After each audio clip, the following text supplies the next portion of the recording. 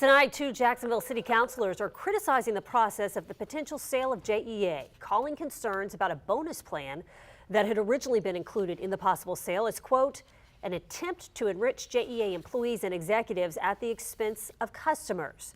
Councilmen Rory Diamond and Ron Salem say the bonus plan created a serious public relations problem and raised concerns about transparency and fairness. A meeting is now scheduled for next week to examine the controversial bonus plan, which right now is on hold.